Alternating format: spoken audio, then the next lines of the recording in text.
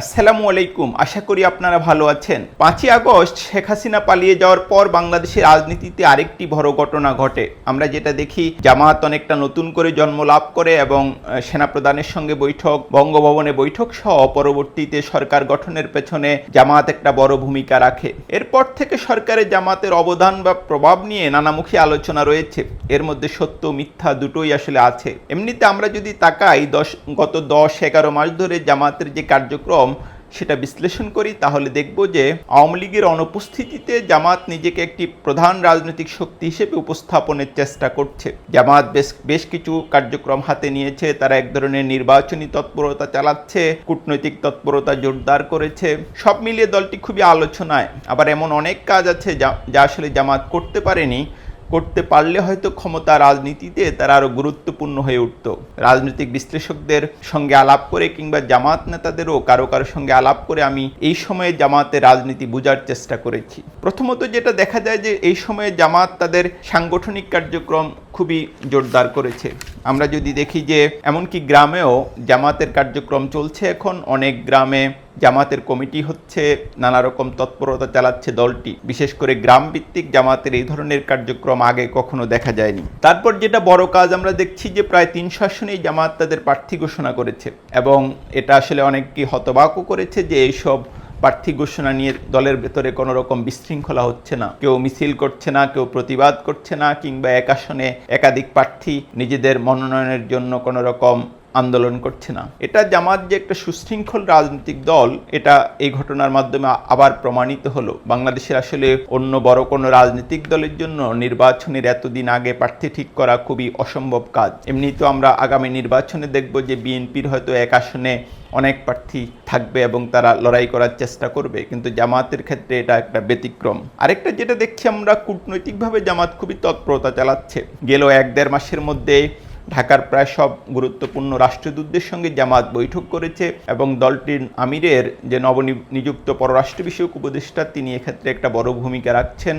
আমরা যেটা দেখছি যে জামাতের ব্যাপারে আগে কূটনৈতিকদের মধ্যে যে এক ধরনের প্রশ্ন ছিল, সেটা দূর করার নানামুখী চেষ্টা চলছে। অন্যদিকে শিক্ষা প্রতিষ্ঠানগুলিতে জামাতের যে ভাতৃপ্রতিম সংগঠন ছাত্র শিবির, তার একটা শক্ত অবস্থান তৈরি করেছে, আমরা যেটা দেখছি। তারপর আরেকটা বিষয় যে বিশেষ করে সংখ্যালঘু সম্প্রদায় এবং নারীদের ব্যাপারে জামাতের কিছু অবস্থান আমরা দেখছি। জামাতের নারী শাখা বেশ কিছু কর্মসূচি পালন করেছে এবং ঢাকায় প্রকাশ্য কর্মসূচি পালন করেছে। এটাও আসলে দলটির জন্য একটা নতুন ঘটনা। অন্যদিকে যেটা আমরা দেখছি, জামাত বিভিন্ন গুরুত্বপূর্ণ ইস্যুতে তার অবস্থান স্পষ্ট করছে। আগে দেখা যেত জামাত অনেক ব্যাপারে তারা কথা বলতে খুবই সতর্ক থাকতো, কিন্তু আমরা এখন দেখছি জাতীয় গুরুত্বপূর্ণ ইস্যু কিংবা রাজনৈতিক ইস্যুতে জামাত অত্যন্ত দৃঢ়ভাবে তার অবস্থান পরিষ্কার করছে। যেমন বিএনপি চেয়ারপারসন তারেক রহমান এবং ভারপ্রাপ্ত চেয়ারপারসন তারেক রহমান এবং অন্তর্বর্তীকালীন সরকারের প্রধান প্রফেসর মোহাম্মদ ইউনূসের বৈঠকের পর যে যৌথ বিবৃতি দেওয়া হয়েছে, সে ব্যাপারে যে জামাতের আপত্তি রয়েছে,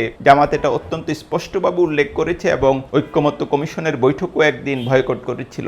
অন্যদিকে বিএনপির নেতাকর্মীদের বিরুদ্ধে যে চাঁদাবাজির অভিযোগ, সেটা নিয়েও জামাতের আমির পর্যন্ত কথা বলছেন। এটা সাধারণত জামাতের রাজনীতিতে আগে কখনো দেখা যায়নি। এরপর আমরা যেটা দেখছি, জামাত আমির অত্যন্ত অ্যাক্টিভ বাংলাদেশে। আমি যেটা আগের একটা ভিডিওতে বলেছি যে জামাতের অতীতে কোনো আমির এতটা অ্যাক্টিভ ভূমিকা পালন করেননি। বিশেষ করে মিডিয়ার সঙ্গে তিনি যেভাবে প্রতিনিয়ত কথা বলছেন, এটা আসলে জামাতের ইতিহাসে একটা নতুন ঘটনা। তবে যেটা আমি বলছিলাম যে ক্ষমতার রাজনীতি অত্যন্ত কঠিন, জামাতের জন্য এটা আসলে আরো কঠিন, কারণ তারা একই সঙ্গে ধর্মভিত্তিক সংগঠন আবার রাজনৈতিক দল। যে কারণে তাদের আসলে দুটো বিষয় একসাথ করা অনেক সময় খুবই চ্যালেঞ্জিং হয়ে পড়ে এবং বিশ্ব পরিস্থিতি, বর্তমান বাংলাদেশ পরিস্থিতির কারণে এটা আসলে সহজ কোনো কাজ নয়। যেমন জামাতের জন্য আসলে যেটা সবচেয়ে বড় চ্যালেঞ্জিং ব্যাপার, যে এটা সর্বজনের দল নয় এখন পর্যন্ত। আমরা যদি দেখি গ্রামের কৃষক, মজুর, মানে যত শ্রেণীর মানুষ আছে, একজন গার্মেন্টস শ্রমিক কিংবা একজন নাপিত, সমাজের সকল লোককে জামাত তার রাজনীতিতে অ্যাকোমোডেশন এখন পর্যন্ত করতে পারেনি।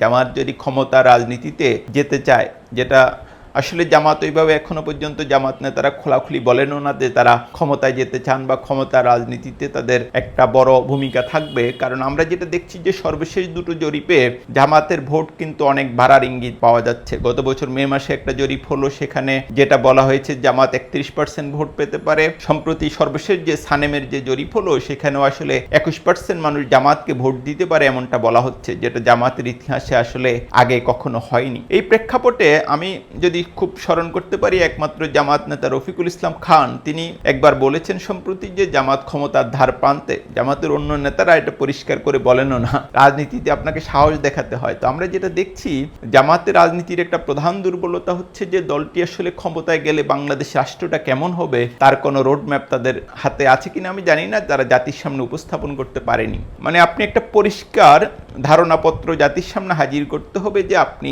রাষ্ট্র ক্ষমতায় গেলে বাংলাদেশটা কেমন হবে। আপনি যেহেতু ইসলামপন্থী রাজনীতি করেন বা ইসলামিক রাজনৈতিক দল, সুতরাং আপনার এই ব্যাপারে অবস্থান পরিষ্কার করা উচিত। তারা কখনো কখনো একটা কল্যাণ রাষ্ট্রের কথা বলেন। ডাক্তার সৈয়দ আব্দুল্লাহ মোহাম্মদ তাহেরের একাধিক সাক্ষাৎকারে আমি সেটা শুনেছি, কিন্তু জাতির সামনে আপনি একদম ভাই টু ভাই পরিষ্কার করতে হবে যে আসলে কল্যাণ রাষ্ট্রটা কি এবং কল্যাণ রাষ্ট্রে আপনার কার্যক্রমটা কেমন হবে। 2 নম্বর যেটা খুবই গুরুত্বপূর্ণ প্রশ্ন, যে জামাত ক্ষমতায় গেলে এটা একটা শরিয়া রাষ্ট্র হবে কিনা, এবং শরিয়া বলতে আসলে কি বোঝায়, শরিয়া আইনের তারা কি কি আসলে বাংলাদেশে তারা কার্যকর করতে চায়। যেমন আমাদের যে সম্পত্তি বন্টন আইন সেটা কিন্তু শরিয়া আইন, আমাদের মুসলিমদের বা ধর্মীয়দের বিবাহ আইন সেটা শরিয়া আইন। সুতরাং আপনাকে পরিষ্কার করতে হবে যে আপনি শরিয়া কতটুকু চান, কিভাবে চান, কতদিনে চান। সেটাও যদি আপনি পরিষ্কার না করেন, ক্ষমতা রাজনীতিতে আপনার সংযুক্ত হওয়া কঠিন। তারপর যেটা আমি এর মধ্যে উল্লেখ করেছি যে সর্বজনের রাজনৈতিক দল হয়ে ওঠা। সংখ্যালঘুদের অধিকারের ব্যাপারেও জামাতকে আমার ধারণা তাদের অবস্থান আরো পরিষ্কার করতে হবে। যদিও আমরা দেখছি যে বাংলাদেশের বিভিন্ন স্থানে এটা জামাতের রাজনীতিতে একটা নতুন ট্রেন্ড, তারা সংখ্যালঘুদের কাছে যাচ্ছেন, মন্দিরে যাচ্ছেন, গির্জায় যাচ্ছেন। এটা একটা নতুন ঘটনা একটা ধর্মভিত্তিক রাজনৈতিক দলের জন্য। তা আমরা যেটা দেখছি এটা একটা ইতিবাচক দিক। কিন্তু নারী অধিকারের ব্যাপারেও জামাত এখন পর্যন্ত, নারী অধিকার বলতে আসলে শুধু অধিকার না, জামাত ক্ষমতায় গেলে আসলে নারীদের ভূমিকা কেমন হবে সে ব্যাপারেও জামাত তার অবস্থান আরো স্পষ্ট করা প্রয়োজন। আপনারা খেয়াল করে থাকবেন যে জুলাই আন্দোলন যখন শুরু হয়, যখন মেয়েদের হল থেকে প্রথম যে মিছিলটা খুব আলোচিত হয়, সেখানে দুটো মেয়ে পাশাপাশি ছিল, একজন শার্ট প্যান্ট পরা আর একজন বোরকা পরা। বাংলাদেশ কিন্তু এরকম বহু ধরনের মানুষের দেশ। আপনি যদি এখানে ক্ষমতা রাজনীতি করতে চান, সকল মানুষকে আপনার মধ্যে অন্তর্ভুক্ত করতে হবে। জামাত সম্পর্কে এই যে সংক্ষিপ্ত বিশ্লেষণ, এটা আসলে একেবারে একা আমার বিশ্লেষণ নয়। আমি যেটা এরই মধ্যে উল্লেখ করেছি যে রাজনৈতিক বিশ্লেষক, রাজনীতিবিদ সহ বিভিন্ন মানুষের সঙ্গে আলাপ করে আমার একটা ধারণা জন্মেছে এবং সেটারই এক ধরনের ময়নাতদন্ত হাজির করার চেষ্টা করেছি আমি।